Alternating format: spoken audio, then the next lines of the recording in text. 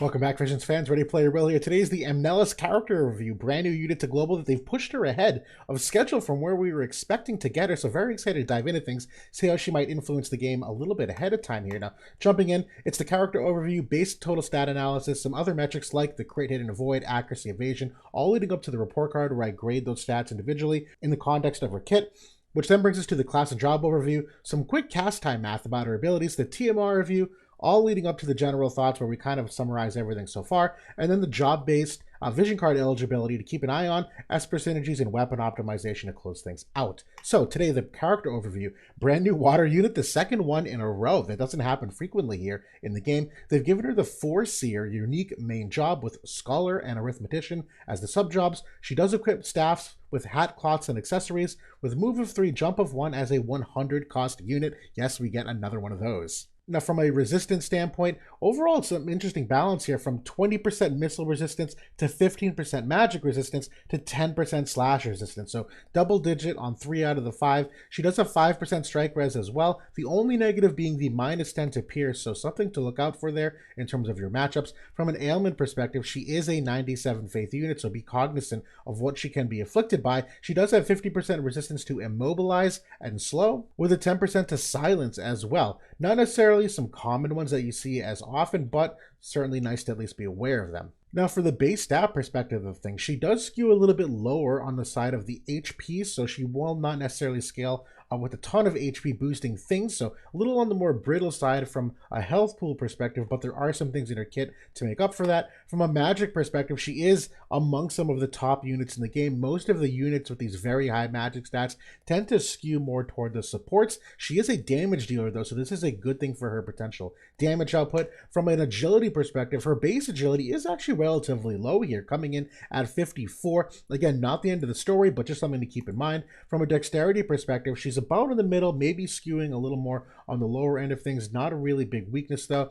And then from a luck perspective, slightly above average. So overall, no real necessarily strengths or weaknesses other than the health pool and the agility to at least keep an eye on from a base stat perspective. Now, the total stats, where we kind of reconcile those 5 charts into this one to summarize, kind of seeing them represented here. When we add in the board nodes, the board stats, couple changes here where we do see that she gets a fair amount of agility from her board stats, and she does take a small step back from a luck perspective here for what they give her on board stats as well. And if we look at them specifically, 14 agility on the board is tied for highest that they've ever given any character. It's exceptionally high for what they normally give out to make up for that lower base agility. The luck stat only 53 here, just a smidge below others, but and not the end of the world. Where she ends up, no real glaring weaknesses other than really the health pool, but even that, there's some things in her kit that make that a little misleading. Now, when we look at the crit hit and crit avoid, these scale off the dexterity and luck stats. She does not have any critical hit board nodes, which many offensive physical damage dealers do, so her crit rate ends up being a little bit below average here, so something to keep in mind. And even crit avoid ends up following just a little bit here, where it's a little bit below the average. Not necessarily a weakness, but not necessarily a strength. Obviously not a strength either. Now, we look at the accuracy, another potential hole in her kit here, where she does skew average to just a little bit below average for where most modern damage dealers ends up in her base innate accuracy. That's this blue line here. The green line, she does have a passive for 20% accuracy, so that does get her a good boost to be competitive with many others, but it's only one step of many you'll have to take if you want to get her hit rates to be anywhere respectable. Now, from an evasion standpoint, very bottom ladder of the rung here for what is potentially considered evasion. I would not consider her an evade unit, even though she does essentially fall higher than many others. It's just not good enough to actually be effective. Now, for the report card overall, effective HP here, which again is that health pool, taking into context a lot of those resistances and defense and spirit, ends up being, again, a little bit lower than what you'd expect. C-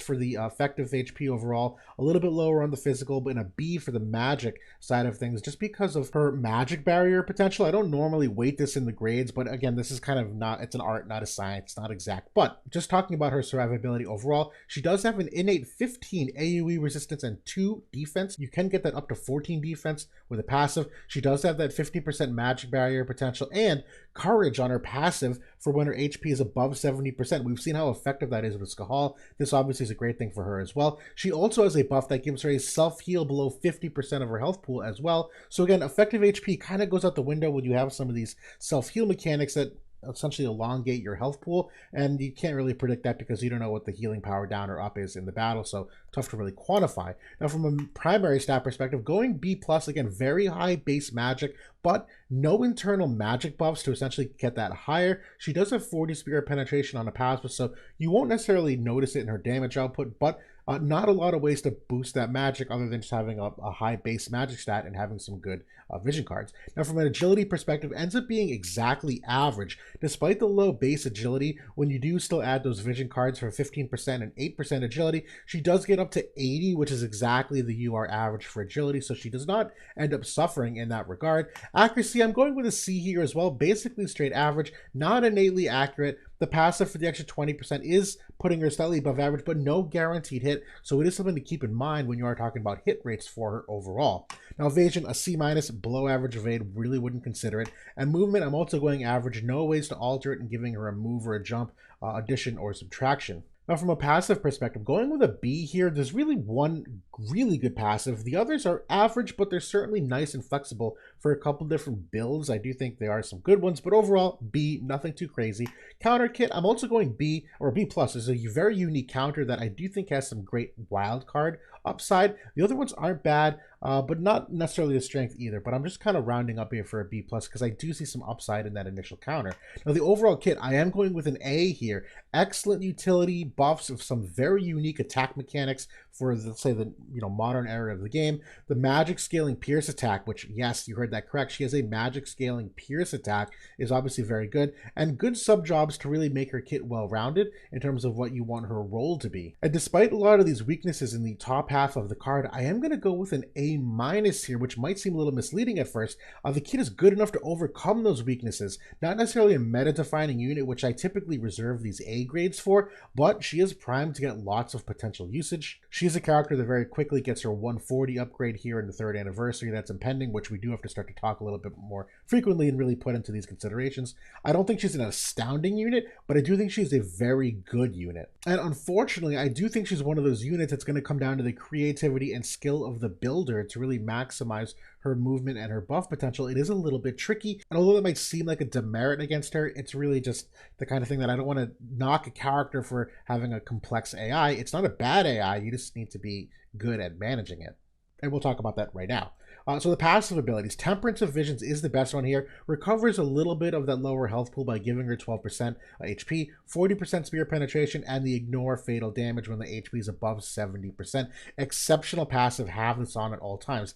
After that, though, really toss up depending upon your matchups and the maps. I do like Scholarly Intuition for that defense and the accuracy. I do think that's a good candidate. I also think Knowledge Reserves is a very good candidate for the 200 cast time down. We'll get to that in a couple slides, why that's so important, but depending on the map, obviously height 3 to height 2 can do some good things if you're leaning into that Arithmetician Subjob, and even Forseer's Precognition is a decent one if you are seeing a lot of missile and magic units where that 12%, sure, the missile penetration that exists can make that a little less useful, but overall still is good for certain kinds of matchups. Now, the counter abilities, Hour of Sloth is a very interesting one. It's a 30% chance to proc. It's got a decent enough range. I believe it's 3 or 4 squares here, but it has a 25% chance to inflict both sleep and slow on a target. Now, again, you can mitigate those with a Trust Stone passive that will essentially give it a 0% chance, but these are two that you don't often see on Trust Stone, so the opportunity to expose them for an enemy and either interrupt the turn order in some kind of big trickle-down way actually has a lot of value here on a counter ability like this. Reactive Force, basic counter ability, nothing special, and damage distribution I think is interesting, but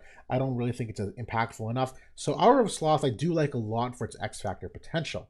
Now, the main job buffs, 2 superb buffs here, and a lot to really consider. The first one that I want to talk about is her first priority, which is Hour of Anti-Magic. This is the 50% magic barrier for herself and allies. The very unique thing to keep in mind with this is that it is a buff with a cast time on it, so depending upon whether your teammate moves into her will determine whether or not she uses it on that teammate or moves to someone with hate. This is where things get very tricky because there are a couple different ways she can act depending upon how that cast time fits into the opening rotation of your teammates.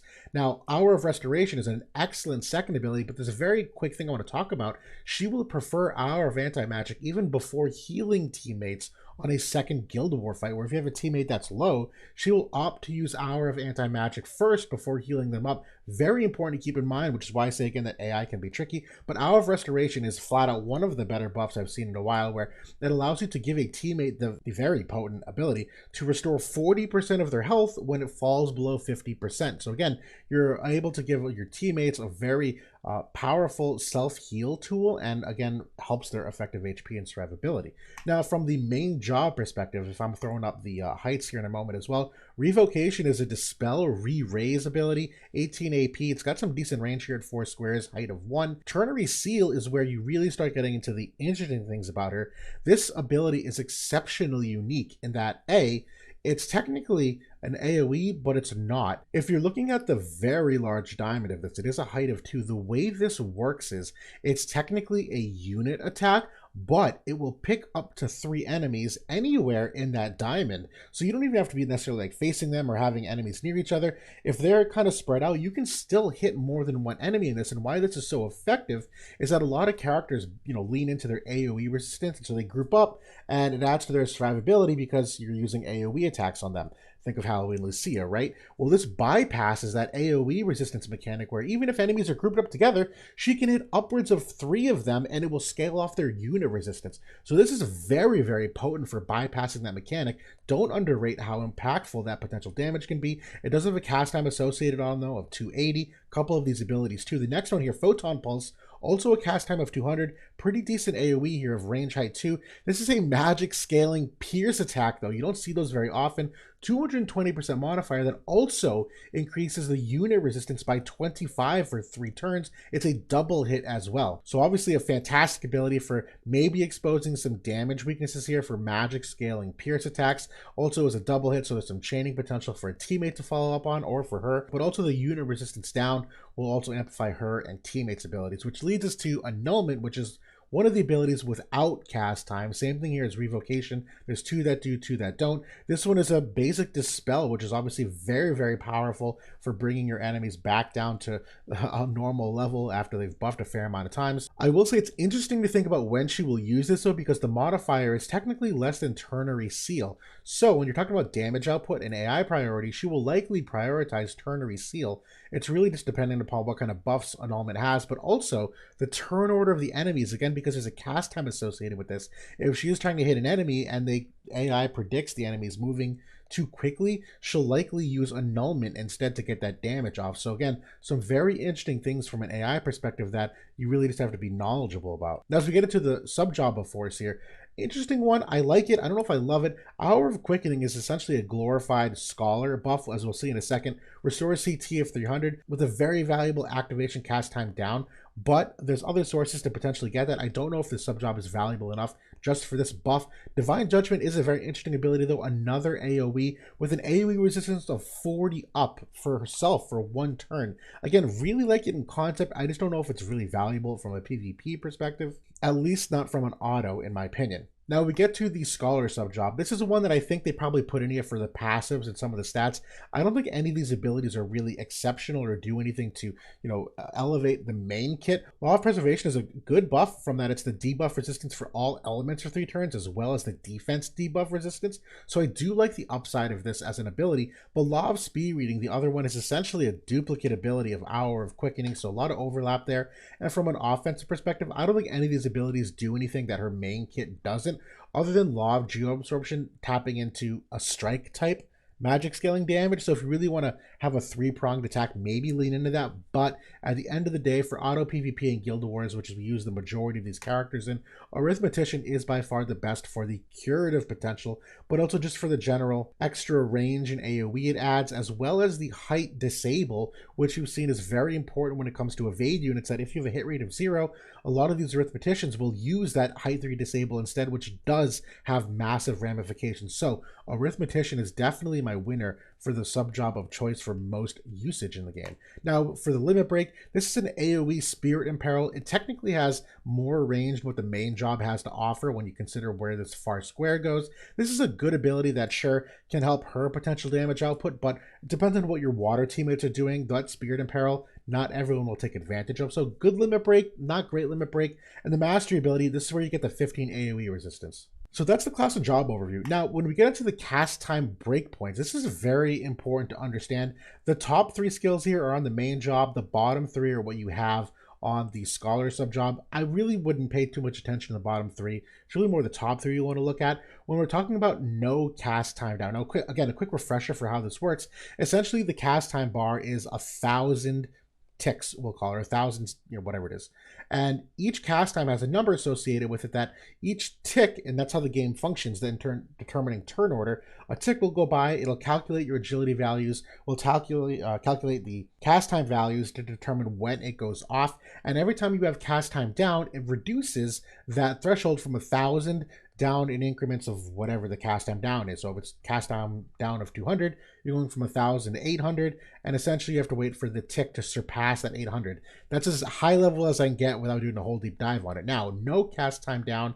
Most of our abilities here are in tick 4 or tick 5, way too slow for most applications in the game. If you were to apply a cast time of 200, which should be at the minimum on your Truststone passive, you do see some shifts here, or at least on the main job, they all shift forward a tick so that you're now at tick 3 and tick 4, at least part of the way. So again, big ramifications for having that at a minimum, but no change on the scholar subjob. When you add Esper cast time down to get to 400, you do see some additional changes here. On the main job, photon pulse moves up here into tick 3, and law of geoabsorption here actually leapfrogs to get down to tick 3. Again, some slight increases here, but really want to focus on the main job. When you do get into cast time 600, which means you equip her passive ability as well, you also see some significant changes here where on the main job and even the sub job, everything moves to tick 2. So very important to consider in terms of overall potential cast time down. I do like up to 600. I do think that's a decent enough investment. Now, when we get to the TMR review, this is a very niche TMR, really more for Trials of Reckoning and things that require the summon gauge. It's a single cast, so really, PvP, it's very limited. It will increase it by, I believe, 1 full quarter of the gauge. I do need to test that though. I just didn't want to spend the resources on it at the moment. Overall, I'm not going to spend a lot of time covering this though, other than it's very, very good potentially for the PvE content like Guild Raids and Trials of Reckoning, where you're trying to potentially max your Esper gauge to get it to come out faster. Other than that, really don't see an application for this. Now, for my general thoughts, really unique survivability tools with the AoE resistance, the magic barrier, the courage when you're above 70%, and the self-heal when you fall below 50%. Mediocre effective HP, but there's a lot of tools here to really kind of, throw some X factors into how survivable she is on the battlefield. On that X factor note, sloth counter I do think is another part of that. So maybe not just the consistent overbearingness that you get from some other characters, but there is some significant upside to tap into. Also a bunch of excellent utility, as we saw, where the teammate 40% heal when below 50%, that's enormous for many other teammates, and allowing them to live longer to get into that second fight. 25 unit resistance in peril is very nice. There is some overlap there with Perrine, but that's okay. The dispel potential is always very valuable, as we've seen. AoE spirit in peril is good, not great, but it's something worth mentioning, at least when you're pairing with maybe even Celeste, where you get the AoE resistance down, the spirit resistance down. The dispel re-raise, obviously a really good one too. And the decreased counter chance 100%, also very, very valuable for bypassing reflex in a handful of situations. Now, Ternary Seal is an exceptionally good mechanic to bypass the AoE resistance. Don't underrate how impactful that can be in really throwing a wrench into how people typically build their teams in terms of like movement and resistances and whatnot. Also, the subjobs aren't crazy, but add some nice consistency. At least the Arithmetician does that. You do get those insta-casts of offensive potency as well as the insta-healing. I do think there's a lot of good flexibility there for height ranges too, so I do like that a lot. The magic scaling piece is also very cool. Scaling off of Spirit is very big here. Now, although Pierce can be resisted fairly easily because there's not any real Pierce resistance penetration in the game, and you wouldn't really have any here on Amnelis. Characters that tend to stack up their Pierce resistance also stack up their defense resistance. So the fact that even if an enemy has a lot of Pierce resistance, that this scales off of Spirit is a nice little crack in the armor. There is some limited job-related vision card potential that we'll see in a moment here, that a lot of characters do have some overlap with the job-related vision cards. She's not really one of them, at least not yet. And although the accuracy isn't great, it can help the AI to heal and enable teammates when it is too low. As we mentioned, that height disable is very potent when she can't hit enemies, and if you have a low health teammate, she will likely also opt to heal them potentially if she can't hit the enemy at all. Now, as mentioned, cast time down emphasis, very important to getting the turn order of things right. So a lot to keep in mind here, but that doesn't really decrease your overall potential. You just need to be smart in using it. Now, the job-based Evasion cards, we are getting one of them next week, but the rest of them are relatively limited. The Sephiroth one really isn't one that you're going to use with her in a party. The Full Metal Alchemist possibly, and the Curl one possibly, but again, not a lot of upside there in the future from a job-based Evasion card perspective, where a lot of characters, there does seem to be some potential breadcrumbs there to where they, fit into this new balance. She does not seem to be one of those characters, though. That's okay. It's not the end of the world.